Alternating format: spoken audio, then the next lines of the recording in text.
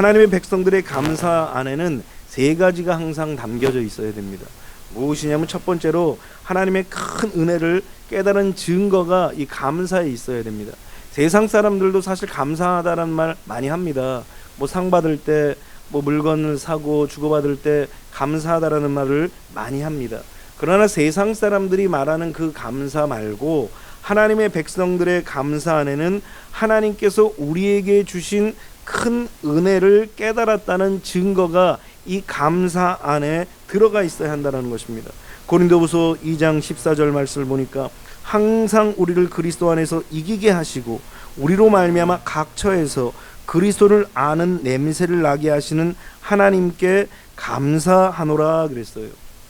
그러니까 사도 바울이 하나님 앞에 감사하는 것이 단순히 나의 삶 속에서 그냥 감사가 습관적으로 되어지는 것이 아니라 이 감사를 보니까 하나님께서 주신 큰 은혜, 하나님께서 주신 큰 사랑, 이것을 딱 깨닫고 나서 아하, 하나님 앞에 이런 것들이 감사되어져야 한다는 사실을 깨달았던 것입니다. 그래서 우리는 우리의 감사 가운데에서 하나님께서 우리에게 베풀어 주신 놀라우신 은혜를 생각하면서 이것을 깨닫고 감사할 수 있는, 감사드릴 수 있는 그런 감사가 하나님 앞에 들어져야 되는 것입니다. 또 두 번째 감사는 주님이 주시는 말할 수 없는 기쁨을 누리는 성도의 체험이 이 감사가 되어야 한다는 거예요. 여러분, 단순히 앞서 말씀드린 대로 감사가 세상 사람들이 말씀하신 대로 쉽게 말하는 감사가 아니에요. 이 감사는 바로 성도가 체험하는 은혜예요. 뭘 체험하는 거예요? 하나님께서 우리에게 주시는 그것으로 인하여서 말할 수 없는 기쁨을 표현하는 것, 이것이 감사예요. 하박국 선지자가 그래서 그렇게 말씀하지 않습니까?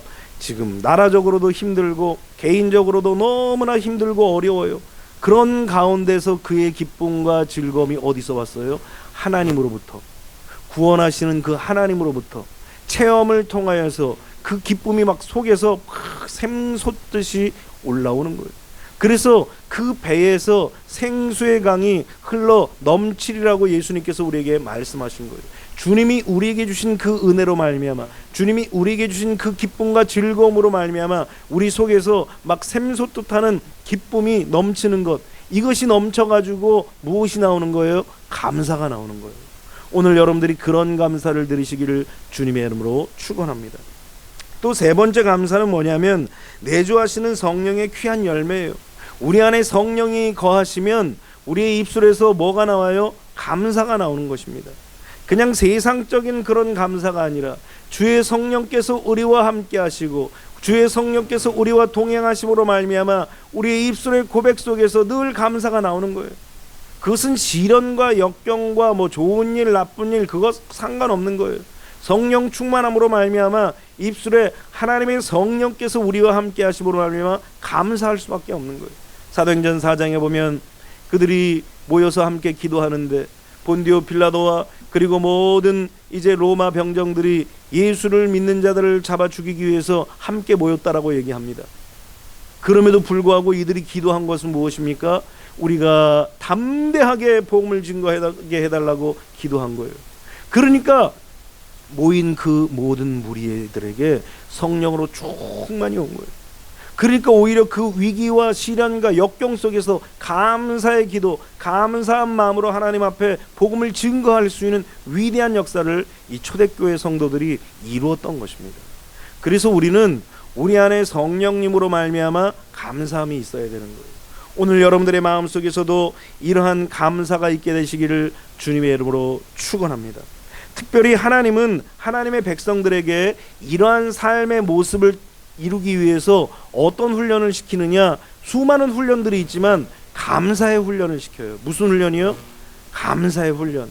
이 감사도 훈련이 돼야 이제 어떤 상황, 어떤 형편, 어떤 일들을 만나도 감사할 수 있는 것입니다.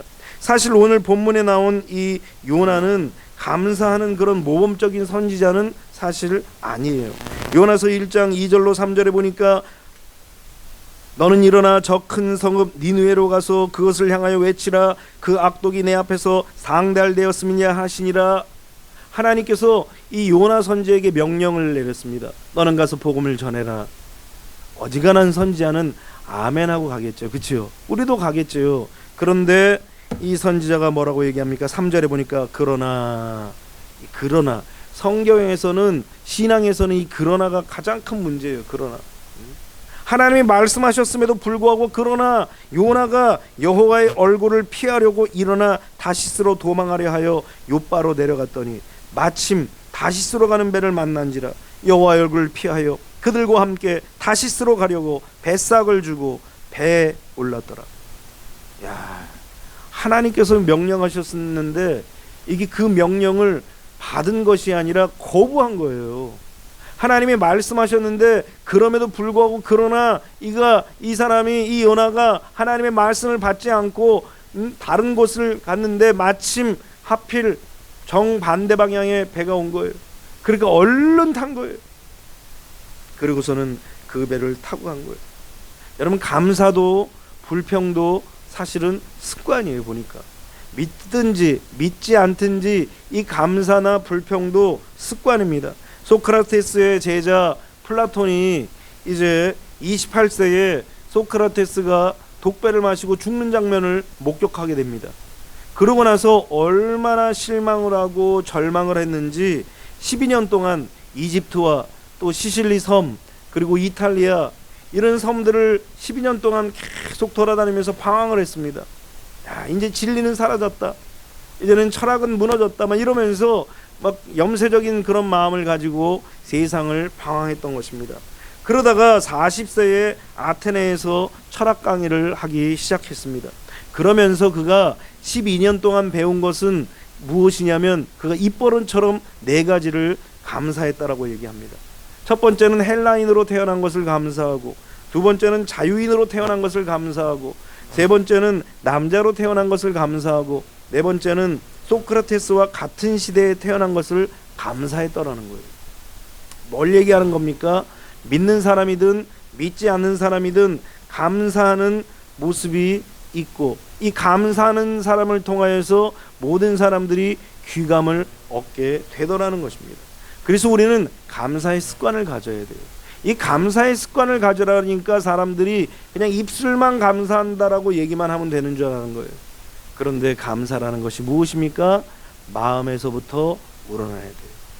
마음에서부터 우러나고, 그리고 마음에서부터 우러난 그 감사가 입술로 나와야 돼요. 그리고서는 우리의 삶으로 이 감사가 표현이 돼야 돼요. 그냥 입술만 감사하다고 얘기하는데 마음은 없어요. 삶도 없어요. 그것은 진정한 감사가 아닌 것입니다. 감사가 없는 삶은 무미건조한 삶이에요.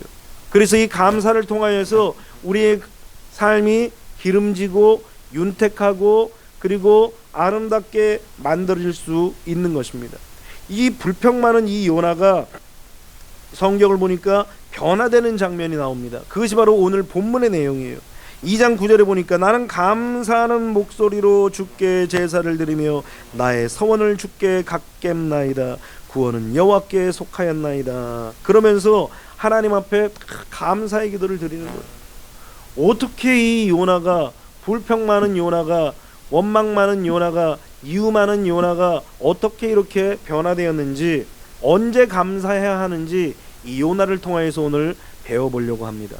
첫 번째로 우리가 감사해야 될 때는 언제냐면 하나님의 생각과 내 생각이 다를 때 감사해야 돼요. 대부분의 많은 사람들은 어떻게 생각합니까? 하나님의 생각과 내 생각과 맞아야 된다고 생각해요. 그런데 하나님의 생각에 내 생각을 맞춰야 된다는 생각은 안 하고 하나님이 내 생각에 맞춰주기를 원한다라는 거예요. 그러니까 내 생각이 옳다라고 생각하면서 하나님의 생각을 자꾸 가져오려고 하는 거예요. 요나가 바로 그런 사람이었던 것입니다. 요나서 3장 10절 말씀을 보니까 하나님이 그들이 행한 것 곧 그 악한 길에서 돌이켜 떠난 것을 보시고 하나님의 뜻을 돌이키사 그들에게 내리라고 하신 말씀하신 재앙을 내리지 아니하시니라. 요나가 그래도 순종하여서 이 성을 돌아다니면서, 니느웨 성을 돌아다니면서 40일 후에는 이 성에 재앙이 닥치고 심판이 올 것이다. 이 말씀을 증거하니까 왕으로부터 시작해서 어린아이까지 다 베옷으로 갈아입고 금식하며 탄식하며 회개하며 하나님 앞에 돌아온 거예요. 하나님께서 그들의 모습을 보면서 마음이 아픈 거예요. 저들이 진정으로 회개하는구나. 저들이 진정으로 자기의 죄를 다 아뢰는구나. 그런 마음을 가지고 심판하실 것을 뜻을 돌이키신 거예요. 이것을 보면은 보통 사람들은 어때요? 야, 감사하다, 다행이다.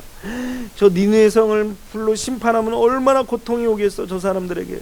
이런 마음을 가질 텐데 이 요나가 어떤 생각을 가졌습니까? 4장에 보니까 요나가 매우 싫어하고 성내며, 야, 하나님이 살려주신다고 그러는데 매우 싫어하고 성냈다라고 성경은 기록합니다. 그러면서 여호와께 기도하여 이르되, 여호와여, 내가 고국에 있을 때 이러하겠다고 말씀하지 아니하였나이까. 그러므로 내가 빨리 다시스로 도망하였사오니 주께서는 은혜로우시며 자비로우시며 노하기를 더디하시며 인애가 크시사 뜻을 돌이켜 재앙을 내리지 아니하시는 하나님이신 줄 내가 알았음이니이다.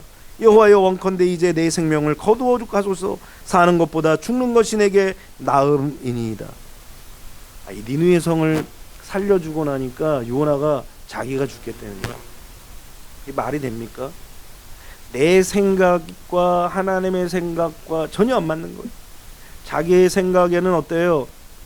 이스라엘 백성들을 괴롭히고 고통을 줬던 그 니느웨를 그냥 막 완전히 박살을 내고 하나님이 짓밟았으면 좋겠는데, 하나님이 은혜를 베풀어 주시고 자비를 베풀어 주시고 사랑을 베풀어 주시니까 이 요나가 심사가 뒤틀린 거예요. 여러분, 이런 사람들은 자아가 강한 사람들이에요. 하나님의 뜻을 쫓아가야 함에도 불구하고 자기의 뜻을 따라 쫓아가려고 하는 사람들은 자아가 매우 강한 거예요.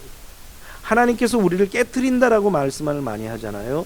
예를 들어서 뭐 야곱 같은 사람, 이 야곱도 하나님께서 에서보다도 야곱을 사랑하시고 택하셔서 그에게 복을 주시려고 작정을 하셨는데 도대체 이 복을 누릴 수 있는 자격이 없어. 왜 그렇습니까? 자아가 너무 강한 거예요.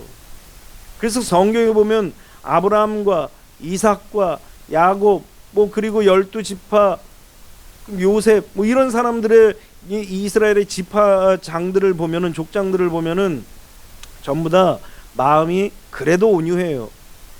그런데 이 야곱은 굉장히 기질이 강해요. 자아가 강하다는 거예요. 그러니까 하나님이 어떻게 해요? 그에게 복을 주시고 하나님의 축복과 은혜의 역사가, 말씀의 역사가 그 야곱을 통해서 이루어지기 위해서 그 자아를 하나님이 꺾으시는 거예요. 그래서 자아가 강한 사람은 하나님 앞에 매를 맞습니다. 왜? 그것을 깨뜨려서 하나님의 사람을 만들어야만 하나님의 축복이 그 사람에게 임할 수 있기 때문인 것입니다.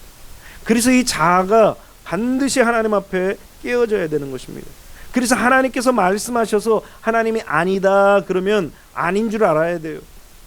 또 하나님이 맞다 그러면 맞는 줄 알아야 돼요. 내 이유와 내 사상과 내 경험과 내 생각이 거기에 포함되어서는 안 되는 것입니다. 발람이 왜 하나님 앞에 버림을 받았습니까? 하나님 앞에 기껏 응답받고 기껏 그렇게 말했음에도 불구하고 이 속에 이 자아가 심사가 뒤틀린 거예요. 왜 그러신데? 내가 잘 되는 게 좀 뭐 배가 아프신가? 내가 좀 돈 좀 버는 거에 대해서 뭐 배가 아프신가? 내가 이렇게 하려고 하는데 뭐 배가 아프신가? 아, 내가 하나님 말씀 받고 그냥 뜻대로 한다고 했잖아요. 왜 그러시는 거예요 도대체? 속에는 이게 있어요. 하나님 말씀만 없어서 내가 말씀하신 대로 하겠습니다. 요거는 이게 입술만인 거고, 실제로 이 발람의 마음에 품은 생각과 마음에 품은 뜻은 왜 그러신데 도대체? 내가 다 알아서 할 걸. 내가 다 알아서 하나님 뜻에 알맞게 그냥 막 이렇게 말할 텐데 왜 간섭하신데? 이런 생각이 이 발람의 생각에 더 많았더라는 거예요. 그러니까 자아가 강하니까 하나님께서 이 천사가 칼을 들고 이 나귀를 타고 오는 그 발람의 목을 베기 위해서 기다리고 있었던 거예요. 심지어는 최후의 순간까지도 변화되지 않는 이 발람을 어찌할 수 없어서 죽일 수밖에 없었던 거예요. 이것이 바로 자아가 강한 사람의 모습인 것입니다. 하나님은 하나님의 사람들을 쓰시기 위해서 이 자아를 부드럽게 만드는 거예요. 마음을 부드럽게 만드는 거예요. 마음을 부드럽게 만드는 것이 무엇입니까? 사람들에게 사근사근하고 나긋나긋한 게 부드러운 게 아니에요. 하나님의 말씀을 받고 하나님의 말씀대로 사는 그런 마음으로, 그런 부드러운 마음으로 하나님께서 우리를 바꾸셔야만 하나님 앞에 온전히 쓰임 받을 수 있는 그런 사람이 될 수 있다라는 것입니다. 그래서 이사야서 55장 8절로 9절에는 그렇게 말합니다. 이는 내 생각이 너희의 생각과 다르며 내 길은 너희의 길과 다름이니라. 여호와의 말씀이니라. 이는 하늘이 땅보다 높은 같이 내 길은 너희의 길보다 높으며 내 생각은 너희의 생각보다 높으니라. 여러분, 하나님의 생각과 우리의 생각은 전혀 달라요. 하나님의 마음과 우리의 마음은 전혀 달라요. 우리가 어떻게 하늘의 그 뜻을 알겠습니까? 어떻게 우리가 하나님의 그 깊고 넓고 풍성한 넓은 하나님의 마음을 우리가 헤아릴 수가 있어요? 어떤 사람이 그런 얘기를 합니다. 자기가 생각할 때 하나님을 도대체 이해를 할 수가 없다는 거예요. 하나님이 하시는 일들을 도대체 자기는 받아들일 수가 없다라는 거예요. 그러다가 이제 이 사람이 함께 바닷가를 거닐게 되었습니다. 그러더니 이 사람이 조그마한 바가지를 가지고 바닷물을 퍼는 거예요. 그러니까 조금 전까지 하나님을 이해할 수 없다고 한 사람이 아니 도대체 뭐 하는 짓이야? 그러니까 이 바가지로 바닷물을 좀 퍼서 이쪽으로 옮기려고 그런다고. 그러니까 이 사람이 웃는 거야. 아이고 이 사람 바보일세. 똑똑한 줄 알았더니 어떻게 그 조그만 바가지로 저 바닷물을 옮기냐고. 그러자 이 사람이 하는 말이 이 바가지만한 한 이 머리로 어떻게 이 세상을 창조하시는 하나님의 마음을 이해하겠냐. 우리는 그렇게 연약하고 나약한 존재라는 사실을 그 사람에게 알려준 거예요. 여러분, 우리는 하나님의 말씀을 받을 수 있도록 우리의 자아를 깨어뜨리고 녹아뜨리고 부셔뜨려야 돼요. 야곱이 환도뼈가 부러짐으로 말미암아 자아가 깨졌어요. 자기의 생각과 자기의 주장과 자기의 마음이 깨어졌어요. 그때로부터 시작하여서 하나님께서 이 야곱에게 은혜의 해를 쫙 비춰주신 거예요. 그래서 우리는 내 생각과 내 마음과 내 뜻과 하나님의 생각과 하나님의 마음과 하나님의 뜻이 다를 때, 그때도 우리는 감사할 줄 알아야 돼요. 요나를 통하여서 이 감사를 배워야 하는 것은 무엇입니까? 내 생각과 내 뜻과 내 계획과 다를지라도 하나님 앞에 감사해야 되는데 이 요나는 하나님 앞에 감사하지 못했더라는 것입니다. 여러분, 내 뜻대로 되는 것이 잘 되는 것이 아니에요. 빨리 간다고 잘 되는 것이 아니에요. 방향이 맞아야죠. 방향이 맞는다라는 것이 무엇을 의미합니까? 하나님의 뜻에 내 뜻을 맞추는 것이 방향에 맞추는 거예요. 아무리 뭐 많은 일을 하고 빠른 일을 하고 큰 일을 하면 뭐예요? 하나님의 뜻과 맞는 것이 중요해요.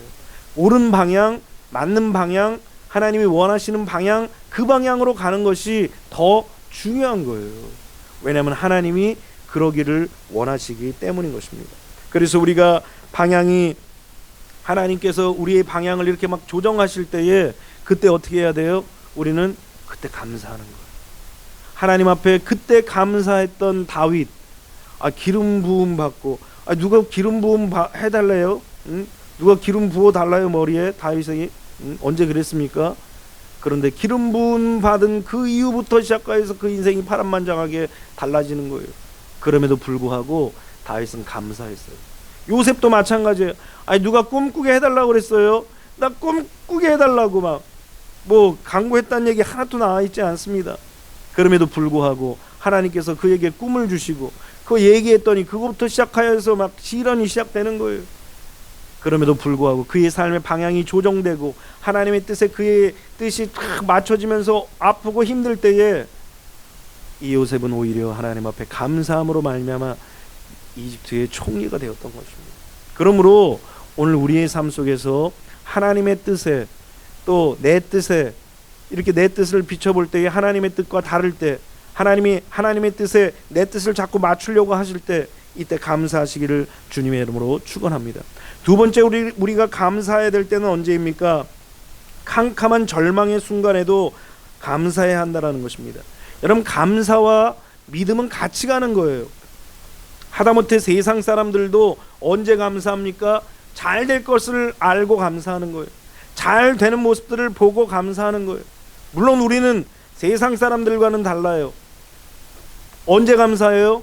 잘 될 것을 믿고 감사하는 거예요.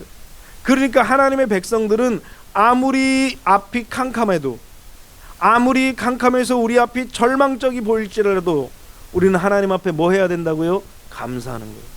아직 캄캄함에도 불구하고, 절망이 있음에도 불구하고 감사하지 못하는 사람은 아직까지 계속 훈련이 돼야 되는 거예요.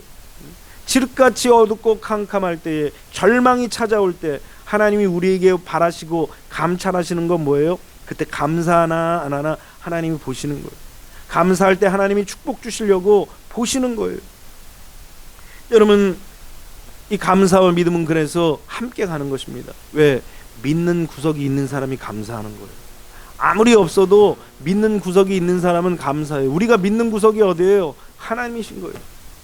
하나님을 믿는다면 우리는 감사해야 한다는 것입니다. 불평을 달고 사는 이 요나도 오늘 갑자기 어둠이 밀려오고 물고기 뱃속에 들어가서 캄캄한 칠흑같이 어두운 그 절망이 처했을지라도 그가 이 요나에게 이 절망적인 상황이 오니까 오히려 그 태도가 바뀌어졌어요. 오히려 감사하는 모습으로 바뀌어졌다는 거예요. 불평과 원망과 탄식이 이제는 바뀌어져서 감사로 변화된 거예요. 진작 감사하지. 진작 하나님께서 가라고 하실 때 감사했으면 이런 일 안 당하잖아요. 그러니까 우리는 진작 감사해야 되겠지만, 그러나 설령 그 감사의 때를 놓쳐서 칠흑같이 어둡고 캄캄한 그런 절망스러운 상황을 만났을지라도 우리는 오늘 하나님 앞에 감사해야 되는 것입니다. 헬렌 켈러가 이런 말을 남겼습니다. 나는 앞을 못 보는 사람입니다. 눈이 멀지 않은 사람들에게 하고픈 말이 있습니다. 그러면서 뭐라고 얘기하느냐? 내일 갑자기 장님이 될지도 모른다고 생각하면서 당신의 눈을 사랑하십시오. 귀가 먹고 벙어리가 된다고 생각하고 듣고 보고 접촉할 수 있음을 감사하십시오. 그랬어요. 여러분들, 이 헬렌 켈러가 도대체 이렇게 감사할 수 있는 사람이에요? 보지도 못하고 말도 못하고 듣지도 못해요. 이게 보지 못하는 사람도 안타깝지만 이게 듣지 못하면 듣지 못해서 말을 못한다는 거예요. 왜 강아지들도 그러잖아요. 뭐 강아지 오줌 넣을 때 뭐 다리 올리고 하는데 집에서만 키운 강아지들은 다리를 안 올리고 그냥 넣잖아요. 왜? 보지를 않았기 때문에. 보면서 배우는 건데 보지를 않았기 때문에 그렇게 한다는 거예요. 말도 그런 거예요. 들어본 적이 없으니까 말을 못하는 거예요. 그러니까 본 것도 없고 들은 것도 없고 그러니까 말도 못하는 거예요. 칠흑같이 어둡고 캄캄함 속에서 이렇게 살아가는 이 삼중고를 겪었던 이 헬렌 켈러가 말한 이야기가 무엇입니까? 아직 눈이 있을 때, 아직 귀가 있을 때, 아직 말할 수 있을 때, 아직 접촉을 느낄 수 있을 때, 그때 감사하라는 거예요. 이렇게 칠흑같이 어둡고 캄캄해도 느끼고 알 수 있는 이것으로 인하여서 감사하는데, 너희들 보면서 들으면서 말하면서 느끼면서 감사하지 않는 것, 이것이 이상하다라는 거예요. 오늘 우리 인생도 마찬가지입니다. 칠흑같이 어둡고 캄캄한 순간이 찾아와서 우리에게 절망스러운 그런 일들이 우리에게 펼쳐질지라도 하나님 앞에 감사하시기를 주님의 이름으로 축원합니다. 하나님 앞에서 우리는 칠흑 같은 이 어두운 절망 속에서 무엇을 캐낼 것인가, 이걸 생각하면서 우리는 감사를 캐내야 돼요. 수많은 사람들이 캄캄하면, 절망이 찾아오면 뭘 캐냅니까? 원망부터 캐내는 거예요. 불평부터 캐내는 거예요. 이것 때문에 저렇고 저것 때문에 이렇고 막 불평과 원망을 캐내는 거예요. 누구든지 다 마찬가지예요. 그러나 우리는 설령 불평을 캐다가도 얼른 이것을 내버리고 뭘 캐내야 돼요? 감사를 캐내야 됩니다. 감사를 캐낼 때 그 감사가 우리의 인생을 변화시키는 거예요. 금으로 바꾸고 보석으로 바꾸고 우리의 인생을 꽃길로 바꾸는 것이 바로 감사라는 사실을 믿으시기를 주님의 이름으로 축원합니다. 여러분, 감사나 이 불평이나 불을 보는 것은 똑같아요. 감사하면 어때요? 희망이라는 불빛을 보게 되는 거예요. 그러나 불평은 무엇입니까? 실패라는 그런 불맛을 보게 되는 거예요. 그래서 우리는 하나님께서 이 요나를 통하여서 아무리 칠흑같이 어둡고 캄캄하고 절망스러운 그런 상황일지라도 하나님 앞에 감사해야 될 것을 우리에게 가르쳐주고 있는 거예요. 혹시라도 여러분들이 칠흑같이 어둡고 캄캄한 순간이 옵니까? 혹시라도 여러분들의 삶 속에 이젠 절망이구나, 이제는 끝이구나, 이런 상황이 다가올 때가 있습니까? 그때 뭐 하라고요? 감사하시기를 주님의 이름으로 축원합니다. 세 번째는 죽음의 위험 앞에서 감사하십시오. 하나님은 극단적인 상황에서 감사하기를 원하시는 거예요. 막 끝에 이젠 절벽이에요. 이제는 죽을 것 같은 그런 위기의 상황입니다. 캄캄함을 넘어서, 절망을 넘어서 이제는 죽음을 맞이하는 그런 순간이에요. 그런데 하나님은 그런 순간에도 우리에게 무엇을 원하시느냐? 감사하기를 원하시는 거예요. 왜 감사하기를 원하시죠? 하나님이 여전히 살아계시기 때문인 것입니다. 하나님이 죽으셨으면 감사 못하죠. 이제 더 이상 끝인데, 내가 죽음으로 모든 게 끝인데 뭔 감사가 필요하겠습니까? 그러나 하나님이 살아계시기 때문에 우리는 절대 절망, 그리고 이제는 죽음이 눈앞에 있어서 그 죽음 앞에 우리의 생명이 끝날 것 같은 그런 순간에도 우리가 절대로 잊지 말아야 될 것은 감사라는 거예요. 그래서 시편 121편 3절로 8절에는 그렇게 고백하고 있습니다. 여호와께서 너를 실족하지 아니하게 하시며 너를 지키시는 이가 졸지 아니하시리로다. 이스라엘을 지키시는 이는 졸지도 아니하시고 주무시지도 아니하시리로다. 여호와는 너를 지키시는 이시라. 여호와께서 내 오른편에 내 그늘이 되시나니 낮에 해가 너를 상하지 아니하며 밤의 달도 너를 해치지 아니하리로다. 여호와께서 너를 지켜 모든 환난을 면하게 하시며 또 내 영혼을 지키시리로다. 여호와께서 너의 출입을 지금부터 영원까지 지키시리로다. 하나님의 놀라우신 은혜예요. 영원까지 지키신다라는 거예요. 영원까지 지키신다는 이 약속의 말씀을 하셨기 때문에 우리는 죽음의 그 위협 앞에서, 죽음의 위험 앞에서 우리의 모든 상황이 끝나는 그 순간일, 다가오는 그 순간일지라도 하나님 앞에 잊어버리지 말아야 될 것은 무엇입니까? 하나님 앞에 감사해야 되는 것입니다. 왜냐하면 하나님께서 우리를 결코 실망시키지 아니하신다라는 것. 우리가 다 알고 있는 사드락과 메삭과 아벳느고 보십시오. 풀무 앞에서 어떤 일이 벌어집니까? 다들 절하라고 할 때 이 사람들은 무릎 꿇지도 않고 절하지도 않아요. 당당하게 선포합니다. 왕이시여, 그럴 필요가 없습니다. 우리를 살려주려고 뭐 2번 기회를 주는 그런 일을 할 필요가 없습니다. 그래도 우린 절 안 합니다. 지금 죽음의 위협이에요. 칼끝이 지금 그들의 목을 겨누고 있습니다. 그럼에도 불구하고 그들은 오히려 당당하게 하나님 앞에 선 거예요. 왜 그렇습니까? 하나님이 그 죽음의 문턱 속에서도 우리를 건져주실 것이라는 확신과 믿음이 있었기 때문에 그 속에서, 당당함 속에서 하나님께 감사함이 그 속에서 막 묻어나는 거예요. 왕이 그런 이야기를 듣고 막 화가 났겠죠. 막 분통이 터졌겠죠. 그렇지만 불 속에 들어가서 나오니까 이 왕이 완전히 바뀌어진 거예요. 그러고서는 이 왕이 뭐라고 얘기합니까? 이 사드락과 메삭과 아벳느고의 하나님을 찬양하고 경배하고 높이라고 막 오히려 상황이 역전된 거예요. 그래서 우리는 어떠한 상황, 어떤 형편 속에서도 우리는 절대 감사의 마음을 잊어서는 안 되는 거예요. 오늘 여러분들의 마음속에 이 감사의 불씨를 활활 태우시기를 주님의 이름으로 축원합니다. 다니엘도 보십시오. 사자굴 앞에서 얼마나 당당합니까? 사람들이 이 사람을, 이 다니엘을 참소할 때에 그는 변명하지 않았습니다. 그는 이유를 달지 않았습니다. 그저 하나님 앞에 예배하고, 그저 하나님 앞에 경배하고, 그저 하나님 앞에 찬양한 것, 이것이 너무나 기쁘고 행복했어요. 그래서 사자굴에 집어 던질 때에 뭐 항변하거나 뭐 두려워하거나 근심하거나 염려하지 않았습니다. 다음날 아침이 다가와서 왕이 다니엘을 부릅니다. 사시는 하나님의 종 다니엘아, 너가 살아있느냐? 근심하는 목소리로 밤에 한숨을 못 잔 이 왕이 애절한 마음으로 다니엘의 이름을 부릅니다.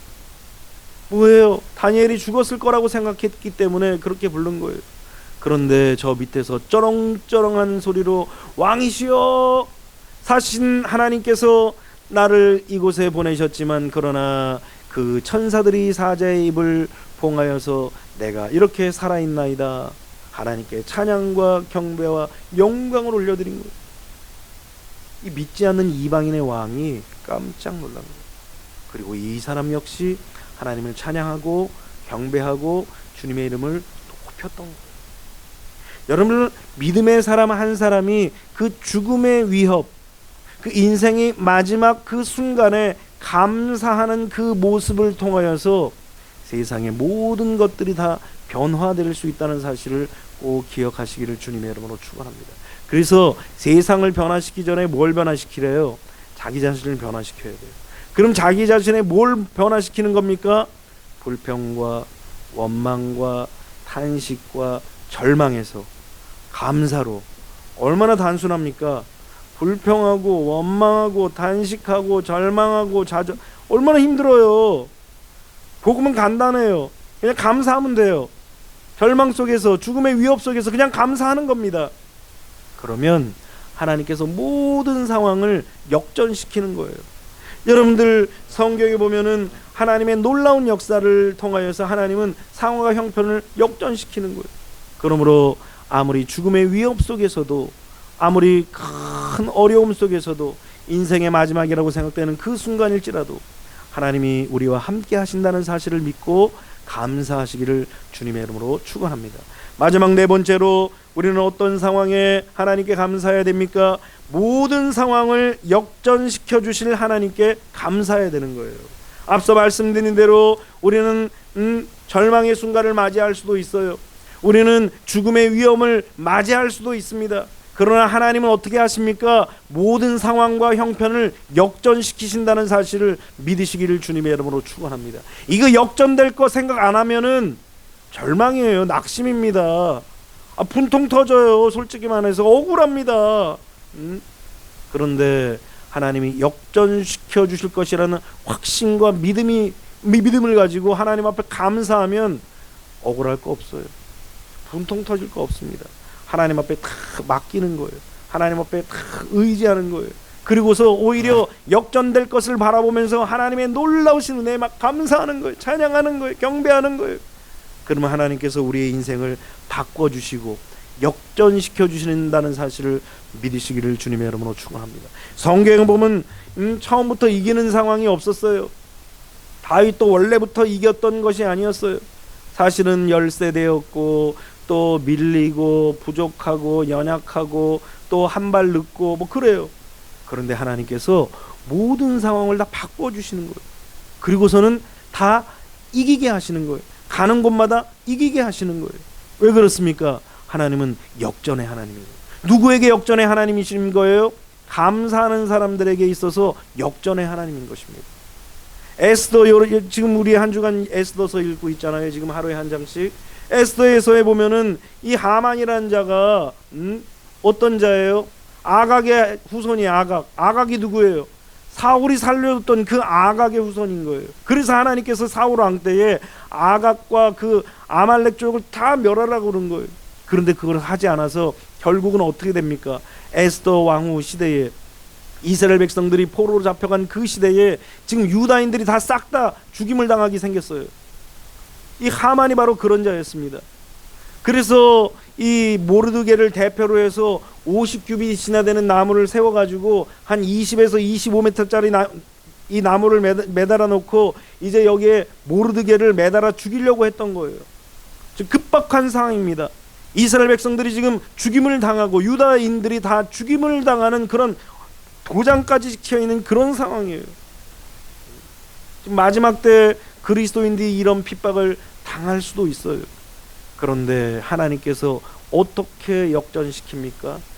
믿음으로 에스더의 그 죽으면 죽으리라고 하는 그 결단 있는 그 믿음, 그리고 하나님 앞에 믿음으로 달려나가는 그 믿음을 통해서 하나님께서 그 모든 상황을 역전시켜요. 그래서 오히려 유다인을 죽이기로 한 그날 유다인을 공격하는 모든 사람을 죽일 수 있는 법이 다시 생기는 거예요. 그래서 하나님께서 유다인들을 다시 높이시고 세우시고 모르드게를 달려고 했던 그 나무에 하만이 달리고 그리고 모르드게의 재산을 다 착취하고 빼앗으려고 했던 그 하만이 오히려 재산을 착취당하는 그런 일들이 생겨진 거예요. 역전을 시켜버리는 거예요. 우리는 이런 하나님을 믿어야 되는 거예요. 그래서 눈에도 안 보이고 귀에도 안 들리고 손에도 안 잡히고 마음으로 안 느껴져도 그럼에도 불구하고 감사하는 거예요. 그것이 하나님의 백성들의 삶의 모습인 것입니다. 세상 사람들과 또 이방 종교는 알지 못하는 거예요. 세상 사람들은 눈에 봐야 감사해요. 손에 잡혀야 감사해요. 내 귀에 그냥 들려야 감사해요. 내가 뭘 느껴야 감사하는 거예요. 이것은 믿는 사람이 아니, 이방인이에요. 이방인.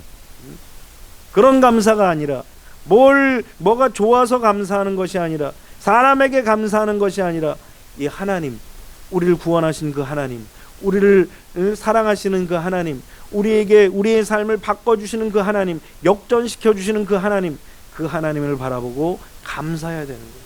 요나가 지금 그런 감사를 드리고 있는 것입니다. 지금 아직 물고기 뱃속이에요. 아직 칠흑같이 어둡습니다. 이제 곧 자기의 몸이 위액으로 인하여서 죽음을 맞이할 수 있는 그런 순간입니다. 그런데 그때에 역전시켜 주실 하나님을 바라보면서 감사한 거예요. 오늘 여러분들도 이 요나처럼 하나님 앞에 이렇게 감사하시기를 주님의 이름으로 축원합니다. 그렇게 감사하면 하나님이 어떻게 하신다고요? 역전시켜 주시는 거예요. 하나님의 놀라운 역사를 바라보며, 역전의 그 하나님을 바라보며 날마다 감사하는 거룩한 주의 백성들이 되시기를 주님의 이름으로 축원합니다. 기도하겠습니다. 사랑의 많으신 아버지 하나님, 감사합니다.